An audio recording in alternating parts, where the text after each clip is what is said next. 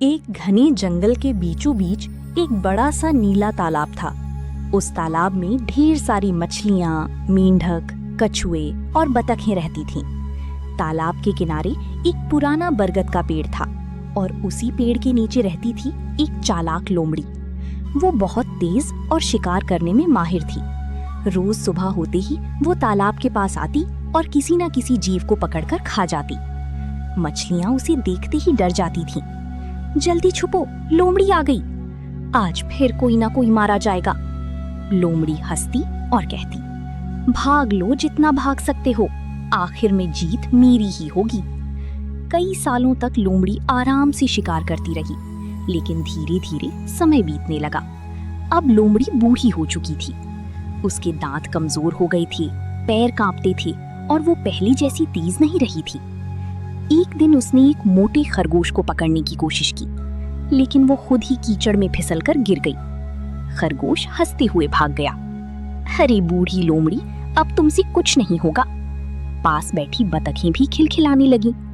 लोमड़ी को बहुत गुस्सा आया।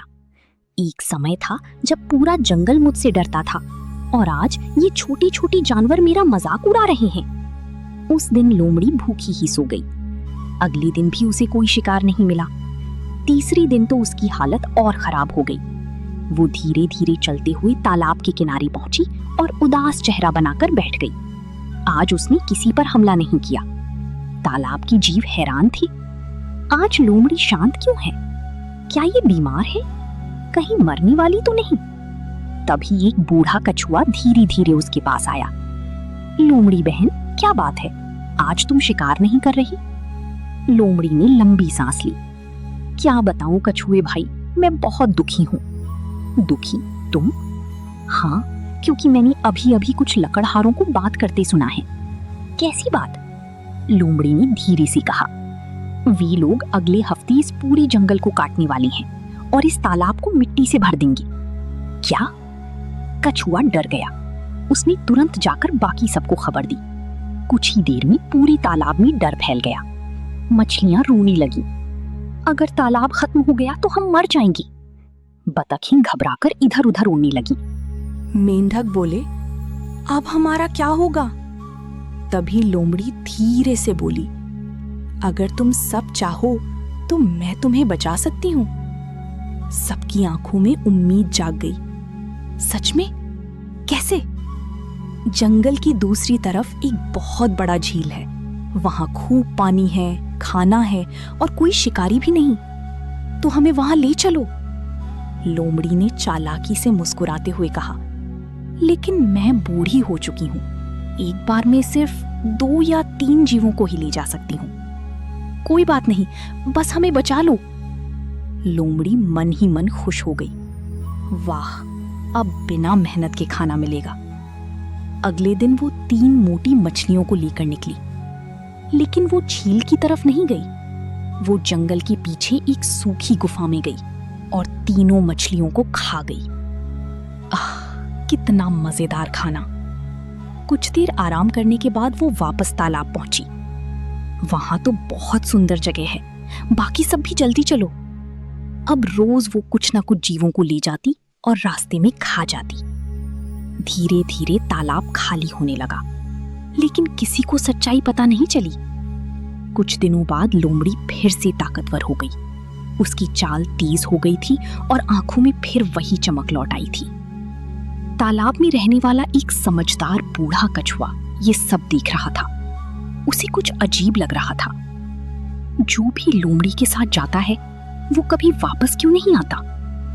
एक दिन उसने कहा, लोमड़ी बहन, अब मेरी बारी है, मुझे भी उस झील तक ले चलो। लोमड़ी मन ही मन हंस पड़ी। वाह, आज तो बढ़िया दावत मिलेगी। अगली सुबह कछुआ लोमड़ी की पीठ पर बैठ गया। लोमड़ी उसे लेकर जंगल की तरफ चल पड़ी। काफी देर चलने के बाद कछुए ने पूछा, झील अभी कितनी दूर है? लोमड़ी हंसने लगी। अरे मूर्ख कछुए, कोई झील वील नहीं है। क्या मतलब? मैंने तुम सबको बेवकूफ बनाया। मैं रास्ते में सबको खा जाती थी और अब तुम्हारी बारी है। कछुआ समझ गया कि लोमड़ी बहुत लालची हो चुकी है, लेकिन वो घबराया नहीं। उसने शांत आवाज में कहा, ओ, तो ये बात है। लोमड़ी बोली, हाँ, अब तैयार हो जाओ मरने के लिए। जैसे ही लोमड़ी कछुए को काटने लगी, कछुए ने अपने मजबूत जबड़ों से लोमड़ी की गर्दन पकड़ ली। आ, छोड़ो मुझे!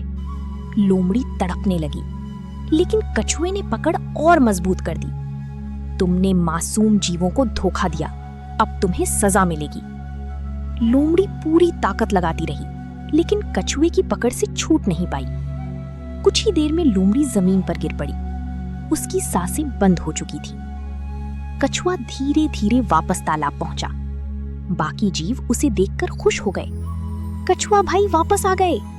झील कैसी है? कछुए ने दुखी होकर सारी सच्चाई बता दी। सबकी आंखों में आंसू आ गए। हमारे दोस्त अब कभी वापस नहीं आएंगे। फिर सबने मिलकर कहा, तुमने हमारी जान बचाई कछुआ भाई। लेकिन कछुए ने शांत स्वर में कहा, मैंने कुछ खास नहीं किया। लोमड़ी अपनी चालाकी और लालच की वजह से मरी है। जो दूसरों को धोखा देता है, उसका अंत हमेशा बुरा होता है। लालच और धोखे का रास्ता हमेशा विनाश की ओर ले जाता है।